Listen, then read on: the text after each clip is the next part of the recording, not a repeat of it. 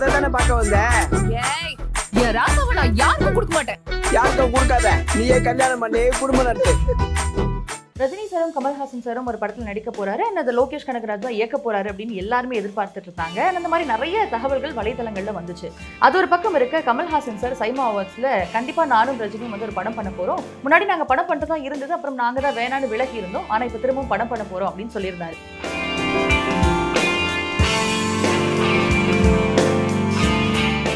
வட சென்னை பார்ட் 2 வந்துட்டு ஐஸ்வரி கணேஷ் அனௌன்ஸ் பண்ணியிருக்காரு. ஸோ வெற்றிமாறன் சார் அண்ட் தனுஷனுடைய நடிப்புல இப்போ வந்துட்டு இந்த படம் எப்போ சார் ஆரம்பிக்கும்? வட சென்னை பார்ட் 2 நிச்சயமாக நடக்கும். ஆனால் எப்போ அப்படின்றது ஒரு $1 மில்லியன் கொஸ்டின். கார்த்தி வந்து எந்த படம் பண்ணாலும் ஒரு பெரிய எதிர்பார்ப்பு தான் இப்போ இருந்துட்டு இருக்கு. அவருடைய அடுத்த படமான வா வாத்தியார் படத்துக்கும் மிகப்பெரிய எதிர்பார்ப்பு இருக்கு. அந்த படம் டிசம்பர் ரிலீஸ் ஆகும் அப்படின்னு அனௌன்ஸ் பண்ணியிருந்தாங்க. அந்த படம் ரிலீஸ் ஆகுமா ஆகாது சார்?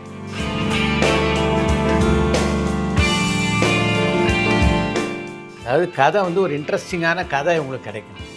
அந்த இன்ட்ரெஸ்டிங்கான கதையில் 2 பேருக்கும் ஈக்குவல் ரோல் இருக்கும். அது ரொம்ப முக்கியம். நடிக்கிறதுக்கான ஸ்கோப், பிரில்லியண்ட்டான சீன்ஸ் அதில் இருக்கணும். இதெல்லாம் சேர்ந்தால் தான் அந்த படத்தை ஒரு டைரக்ட் பண்ண முடியும். இது அத்தனையும் எப்படின்னா ஒரு கேக் வாக்காக இருந்தது லோகேஷ் கனகராஜ்.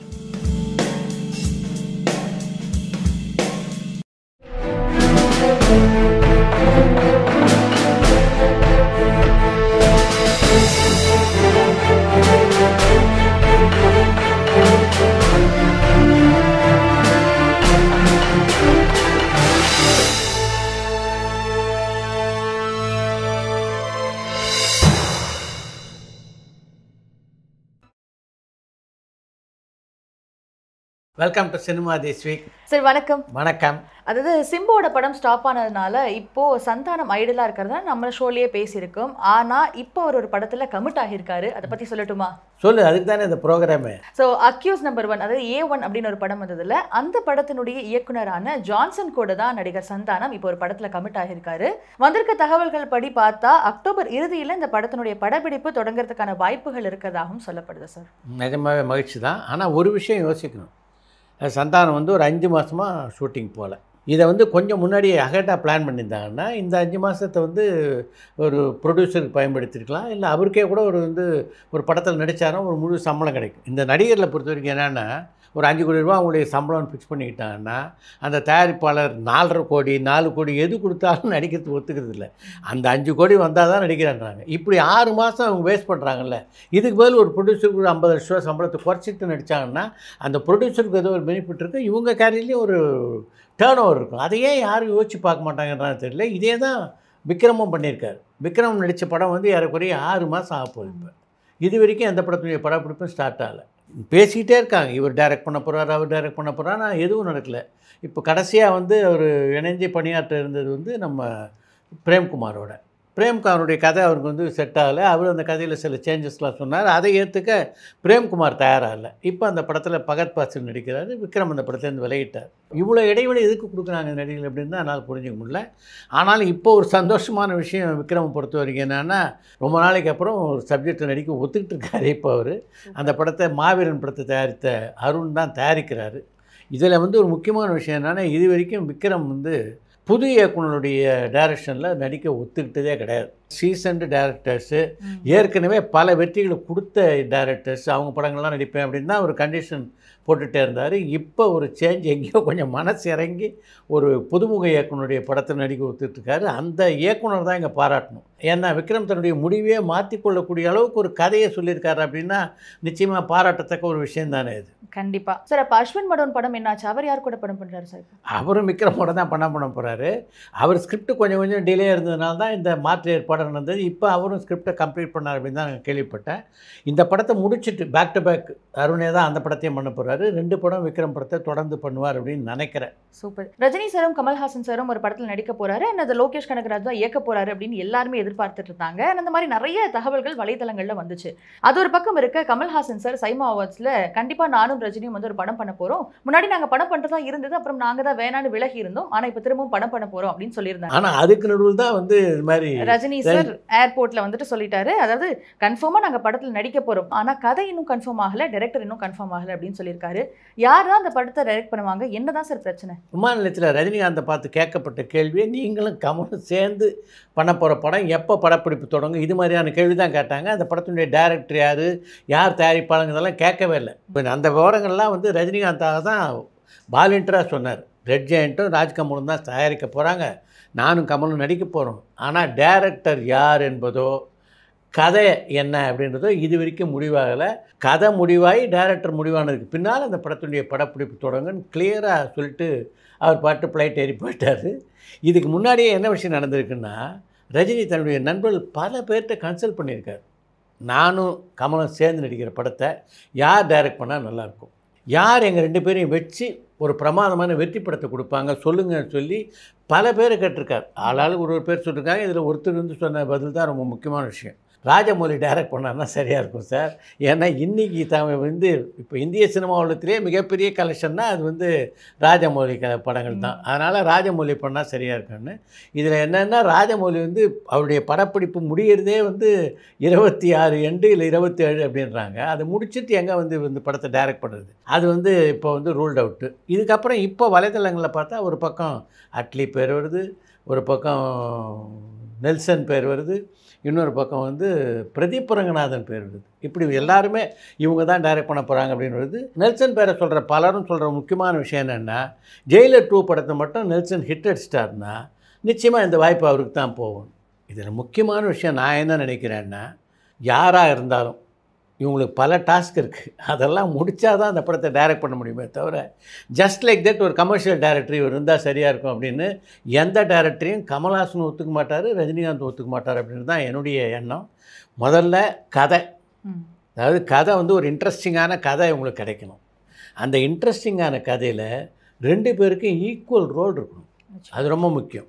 ஏன்னா இல்லைன்னா அதுவே வந்து இந்த பெரிய வந்து தேவையில்லாத பிரச்சனைக்கு வழிவகுக்கும். இந்த படத்தை வந்து என்ன வெற்றி எதிர்பார்க்குறாங்களோ அந்த வெற்றியை அடைய முடியாததுக்கு அதுவே ஒரு காரணமாக அமைஞ்சிடும். அதுக்கப்புறம் இவங்க 2 பேருக்கும் அந்த படத்தில் நடிக்கிறதுக்கான வாய்ப்பு, அதாவது ஸ்கோப்பு, நடிக்கிறதுக்கான ஸ்கோப்பு, ப்ரில்லியண்ட்டான சீன்ஸ் அதில் இருக்கணும். இதெல்லாம் சேர்ந்தால் தான் அந்த படத்தை ஒரு டைரக்டர் டைரக்ட் பண்ண முடியும். இது நம்ம முன்னாடி நம்முடைய லென்ஸ் நிகழ்ச்சியில் ஒரு கேள்விக்கு பதில் சொல்லும்போதே நான் சொன்னேன். இப்போதுள்ள இயக்குனர் மிகப்பெரிய நட்சத்திரங்களை இயக்கும்போது அவ்வளோ பெரிய நட்சத்திரத்தை நம்ம இயக்கணும் அப்படின்ற ஒரு மதப்பில் தான் இருக்காங்களே தவிர அந்த படத்தை கண்ணும் கருத்துமாக இருந்து மிகப்பெரிய வெற்றி படமாக்கணும் அப்படின்னு டெய்லி உழைக்கிறது இல்லை. யார் எந்த நட்சத்திரமானாலும் அவங்களுடைய உறவு அந்த டைரக்டரோட எப்போ தொடரும்னா அந்த படம் வெற்றி படமானால் தான் தொடரும். இந்த படம் மட்டும் வெற்றி படமானால் யாரோட அவங்க ஒர்க் பண்ணிட்டுருக்காங்களோ அவங்க மட்டும் இல்லை, கூடவே இருக்காங்களே பிரபலமான நட்சத்திரங்கள், முதல் வரிசையிலேயே பல ஸ்டார்ஸ் இருக்காங்க இல்லையா இன்றைக்கி தமிழ்நாட்டில், அவங்க எல்லாருமே அந்த டைரக்டரோடு சேர்ந்து பணியாற்றணும் அப்படின்னு நினைப்பாங்க. அப்படிப்பட்ட ஒரு நிலைமை தான் லோகேஷ் கனகராஜுக்கு லியோ திரைப்படத்துக்கு அப்புறமும் விக்ரம் திரைப்படத்துக்கு அப்புறம் வந்தது. ஒரு பக்கம் அமீர் கான் அவரோட சேர்ந்து படம் பண்ணணும்னு ஆசைப்பட்டார், இன்னொரு பக்கம் தெலுங்கில் ராம் சரண் அவர் ஒரு படம் பண்ணணும்னு ஆசைப்பட்டார். சிரஞ்சீவி வீட்லேயே கூப்பிட்டு லோகேஷ் கனகராஜுக்கு டின்னர்லாம் கொடுத்தாங்க, அதெல்லாம் நடந்தது. தமிழில் இன்னொரு பக்கம் கமல்ஹாசன் தயாராக இருந்தார், அந்த பக்கம் கார்த்தி கைதி 2 பண்ணணும். இவ்வளோ வாய்ப்புகள் இருந்தது லோகேஷ் கனகராஜ். இத்தனை வாய்ப்புகளும் ஒரே ஒரு கூலி தான் அவர் வந்து மிஸ் ஆனதுக்கு காரணம். இப்போ வந்து அமீர் கான் படமும் வந்து தள்ளி போயிடுச்சு அப்படின்னு சொல்கிறாங்க. தள்ளி போயிடுச்சுன்னா என்ன அர்த்தம், இப்போ சதிக்கு அது படம் பண்ண மாட்டார் அப்படின்னு தான் அர்த்தம். இப்போ படம் பண்ண மாட்டார்னா எப்போ படம் பண்ணுவார் அப்படின்றது இன்னொரு மிகப்பெரிய கேள்வி.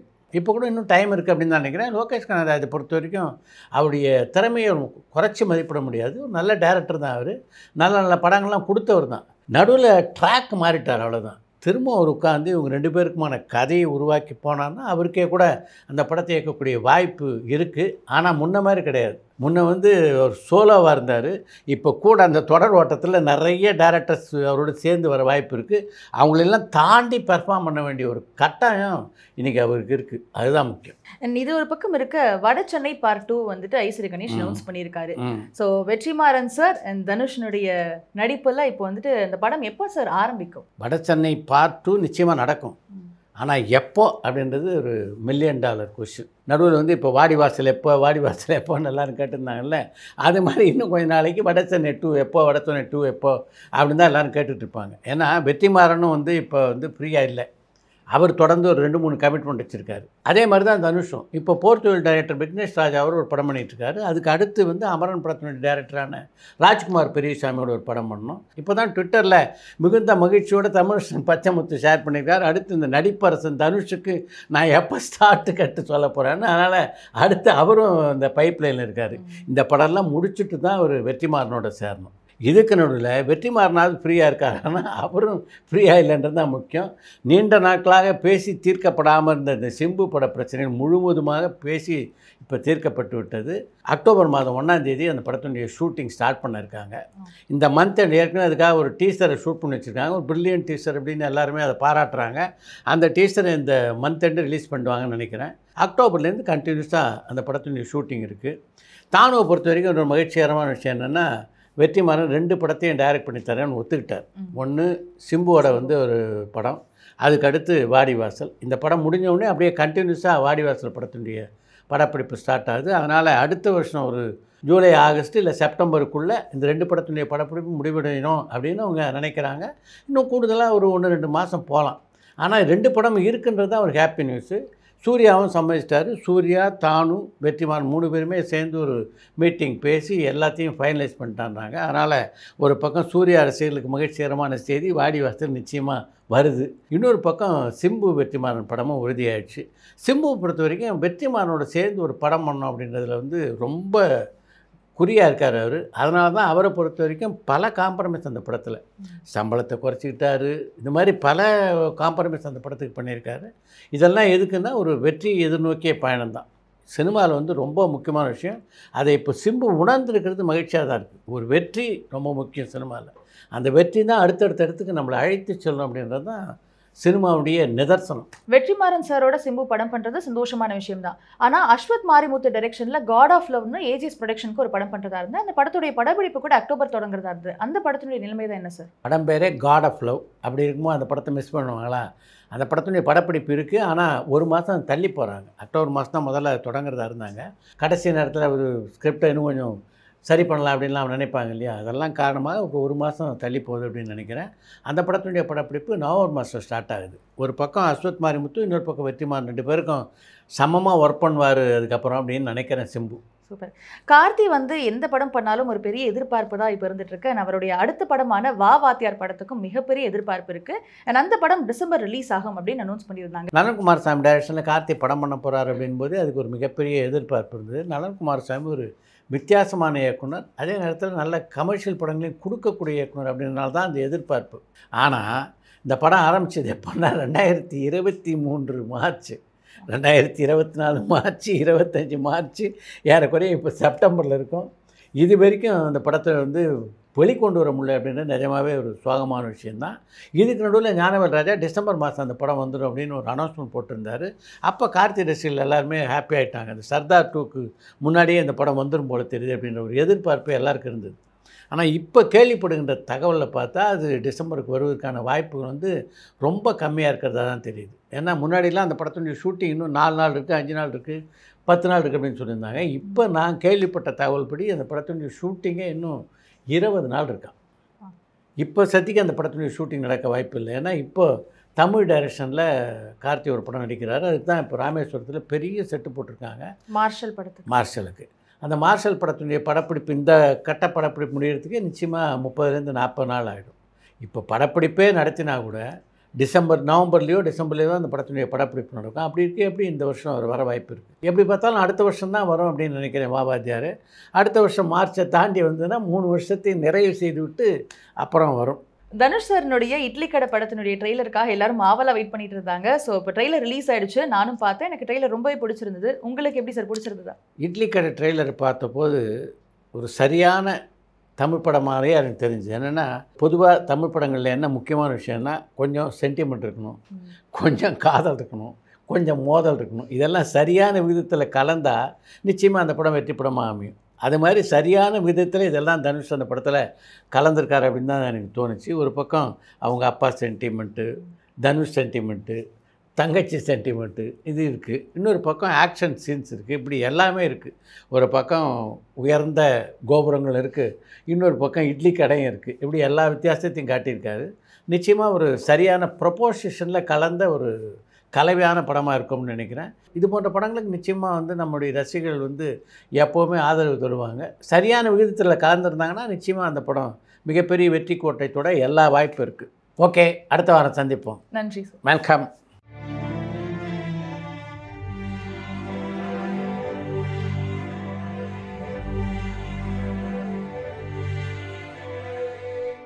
பரபரப்பான சினிமா செய்திகள், நட்சத்திரங்களின் பேட்டிகள், சினிமா வரலாறு ஆகியவற்றை பார்க்கவும் படிக்கவும் உங்களுக்கான இணையதளம் touringtalkies.co.